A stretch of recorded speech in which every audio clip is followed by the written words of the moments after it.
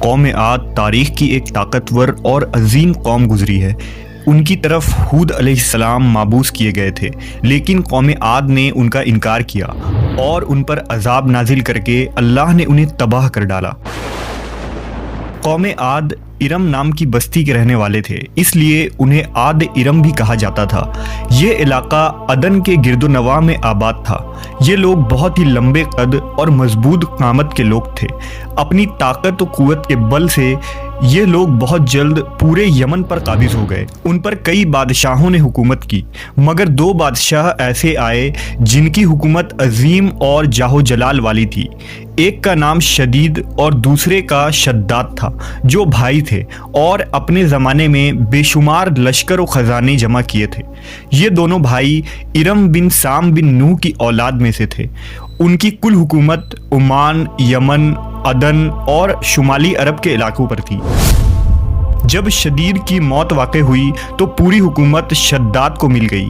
اس نے تمام قبائلی سردار اور بادشاہوں کو اپنا مطیع و فرما بردار بنا لیا، اور اس طرح پوری جنوبی عرب اس کے کلمروں میں شامل ہو گئی۔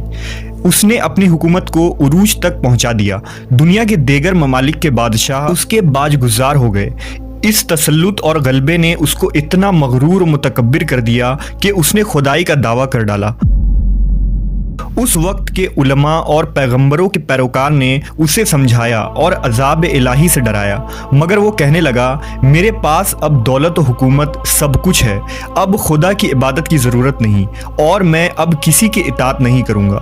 شداد نے حضرت ہود علیہ السلام کی زبان سے یہ سن رکھا تھا کہ جنت کیسی ہوگی اور اس کی نعمتیں اور خوبصورتی کا کیا عالم ہوگا، اس لیے اس نے زمین پر جنت بنانے کا ارادہ کیا۔ وہ کہتا تھا، مجھے اس جنت کی ضرورت نہیں ہے جو خدا نے بنائی ہے، ایسی جنت تو میں خود دنیا میں ہی بناؤں گا۔ لہٰذا اس نے 100 معتبر افراد کو جمع کیا اور ہر ایک کو 1000 آدمیوں پر مقرر کیا، اور پورے دنیا کے ماہرین کو عدن آنے کی دعوت دی۔ اس نے اپنے بھانجے ضحاک کو، جو ایران کا بادشاہ تھا، کہلا بھیجا کہ جتنا سونا چاندی تمہارے پاس جمع ہے وہ فوراً میرے پاس بھیج دو۔ ضحاک نے ایسا ہی کیا۔ اس نے تمام حکمرانوں اور سرداروں کو یہ حکم دیا کہ سونے چاندی کی کانوں سے اینٹیں بنوا کر بھیجے، اور کوہ عدن کے متصل ایک مربع شہر جو 10 کوس چوڑا اور 10 کوس لمبا ہو بنانے کا حکم دیا۔ اس کی بنیادیں اتنی گہری کھدوائی کہ پانی کے قریب پہنچا دی، پھر ان بنیادوں کو سنگ سلیمانی سے بھروا دیا۔ جب بنیادیں بھر کر زمین کے برابر ہو گئی تو اس پر سونے چاندی کی اینٹیں کی دیواریں چنی گئی۔ ان دیواروں کی بلندی اس زمانے کے گز کے حساب سے 100 گز مقرر کی گئی۔ جب سورج نکلتا تو اس کی چمک سے دیواروں پر نگاہ نہیں ٹھہرتی تھی۔ یوں شہر کی 4 دیواری بنائی گئی۔ اس کے بعد 4 دیواری کے اندر 1000 محل تعمیر کیے گئے۔ ہر محل 1000 ستونوں والا تھا، اور ہر ستون جواہرات سے جڑاؤ کیا ہوا تھا۔ پھر شہر کے درمیان میں ایک نہر بنوائی گئی، اور ہر محل میں اس نہر سے چھوٹی چھوٹی نہریں لے جائی گئیں۔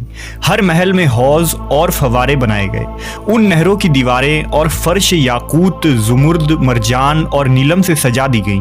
نہروں کے کناروں پر ایسے مصنوعی درخت بنائے گئے جن کی جڑیں سونے کی، شاخیں اور پتے زمرد کے تھے۔ ان کے پھل موتی و یاقوت اور دوسرے جواہرات کے بنوا کر ان پر ٹانک دیے گئے۔ شہر کی دکانوں اور دیواروں کو مشک و زعفران اور عنبر و گلاب سے سیقل کیا گیا۔ یاقوت و جواہرات کے خوبصورت پرندے چاندی کی اینٹوں پر بنوائے گئے، جن پر پہرے دار اپنی اپنی باری پر آ کر پہرے کے لیے بیٹھتے تھے۔ جب تعمیر مکمل ہو گئی، حکم دیا کہ سارے شہر میں ریشم کے قالین بچھا دیے جائیں۔ پھر نہروں میں سے کسی کے اندر میٹھا پانی، کسی میں شراب، کسی میں دودھ اور کسی میں شہد و شربت جاری کر دیا گیا۔ روایتوں میں آتا ہے کہ اس جنت کو بنانے میں 300 سال لگے، اور شداد کی عمر 900 سال کے قریب تھی۔ باغ ارم کے مکمل ہونے کے بعد وہ اپنے لاؤ لشکر کے ساتھ متکبرانہ انداز میں شہر کی طرف روانہ ہوا۔ جب قریب پہنچا تو تمام شہر والے اس کے استقبال کے لیے شہر کے دروازے کے باہر آ گئے اور اس پر زر و جواہر نچھاور کرنے لگے۔ ابھی اس نے گھوڑے کی رکاب سے ایک پاؤں نکال کر دروازے کی چوکھٹ پر رکھا ہی تھا کہ اس نے ایک اجنبی شخص کو اپنے قریب کھڑا دیکھا۔ اس نے پوچھا، تو کون ہے؟ اس نے کہا، میں ملک الموت ہوں۔ پوچھا، کیوں آئے ہو؟ اس نے کہا تیری جان لینے۔ شداد نے کہا مجھ کو اتنی مہلت دے دے کہ میں اپنی بنائی ہوئی جنت کو دیکھ لوں۔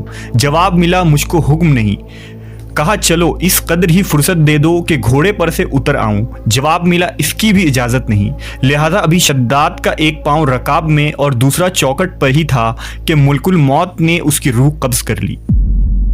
پھر حضرت جبرائیل علیہ السلام نے بڑے زور سے ایک ہولناک چیخ ماری کہ اسی وقت تمام شہر اپنی عالیشان سجاوٹوں اور محلات کے ساتھ زمیں دوز ہو گئی اور اس کا نام و نشاں باقی نہ رہا۔